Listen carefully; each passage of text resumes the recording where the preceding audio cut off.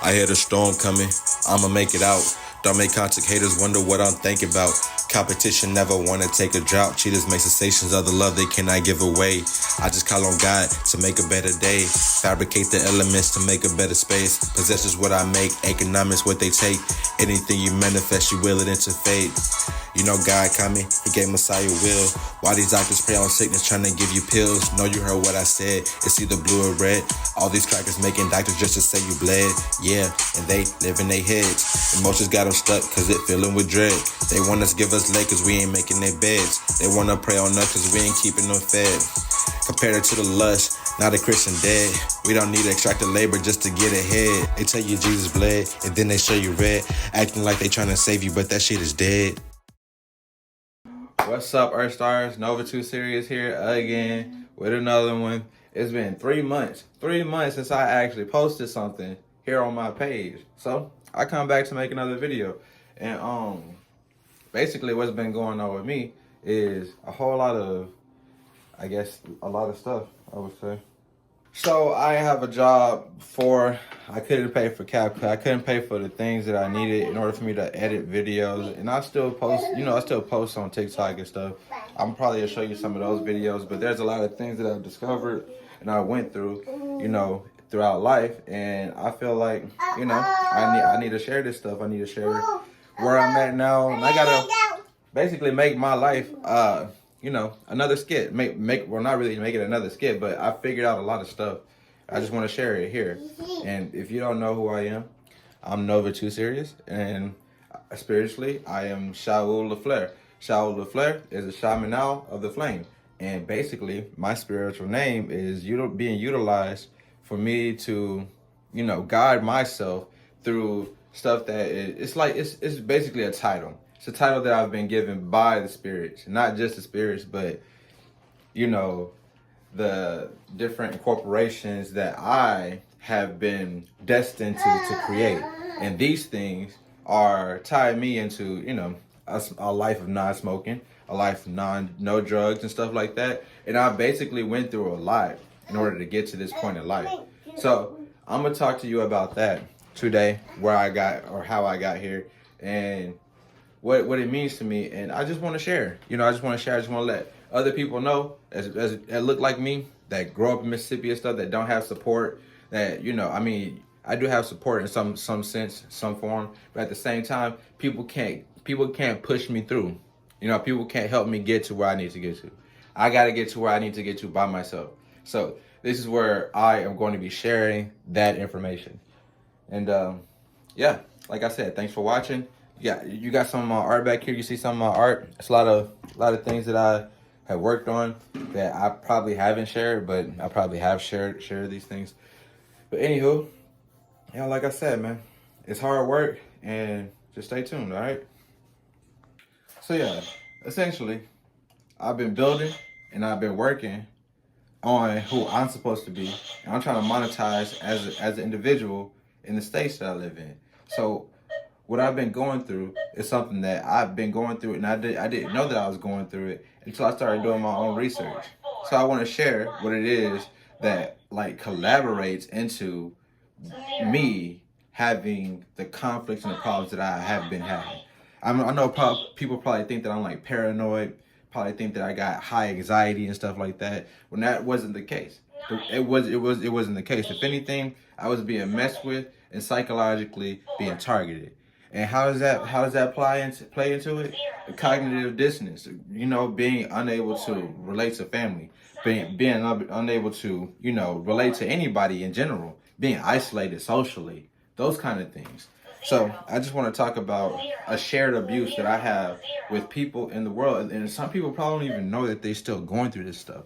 Some people probably don't even know that they still are a part of this big plot scheme in order to take people like myself out. Not the tattoos. I'm talking about the look, because it's a look.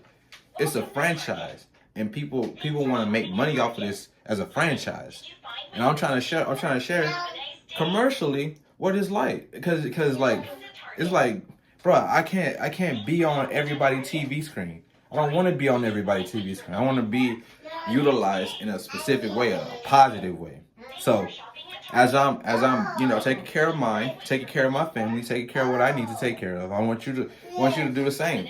I want to share this with you so you can understand that there's more to life than just doing stupid stuff. There's way more to life than doing stupid stuff.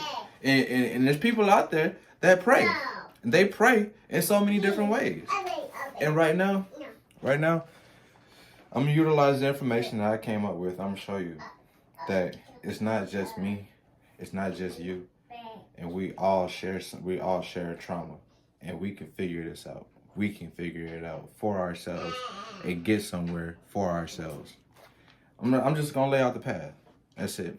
And I've been walking up and down this path over and over, trying to figure it out. Here I go. All right, so for one, we got the Commission on the Social Status of Black Men and Boys. The Commission on Social Status of Black Men and Boys described the way that little black boys and men are still utilized and today domestically for financial benefits. Not even just financial benefits, but for bodies, for the ability to, utilize labor, the ability to utilize any specific person the way that they choose to. Why? By having them at a vulnerable state. And that's what I want to talk about. I want to share how vulnerable I have been and where it was going, how it was being used and stuff. And then the second one is the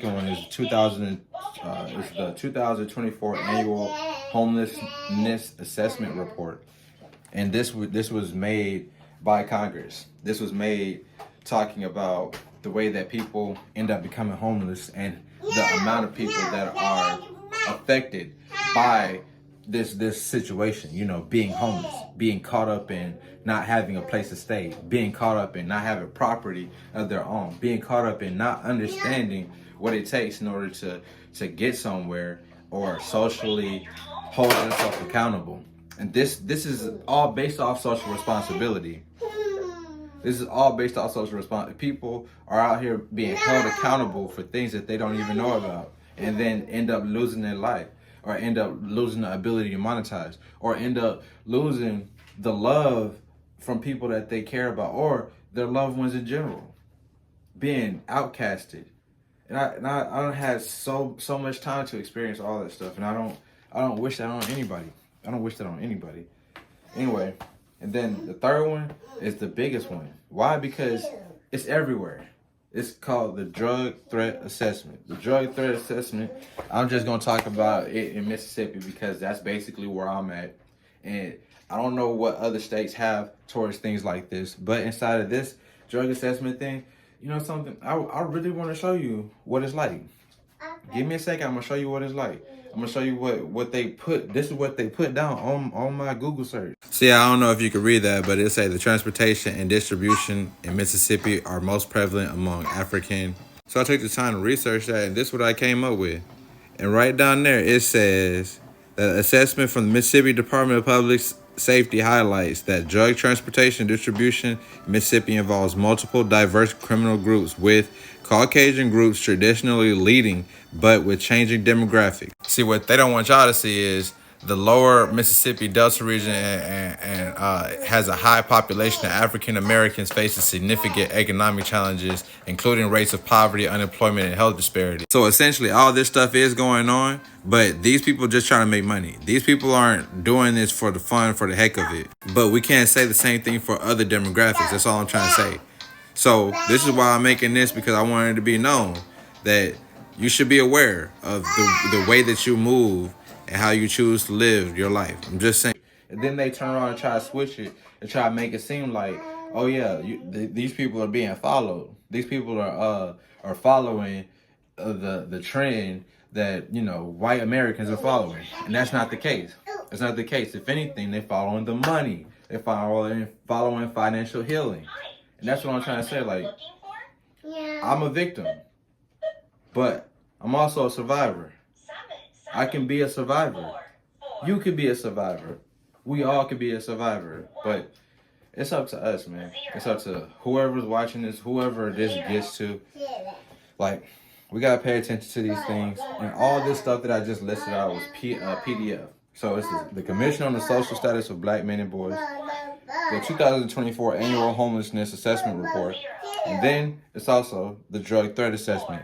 This is with Mississippi Bureau of Narcotics, Bureau of Narcotics, and basically they talk about the way that drugs are being used in Mississippi, the gangs that are involved with this. And this is $1 million, $1 billion thing. I don't even know if I'm really gonna do anything here. I just want to talk about myself and what I go through and how I've been trying to come out of this stuff, but the police, and cyber behavior security, technology, it's all like focused in on psychologically pushing me to go crazy.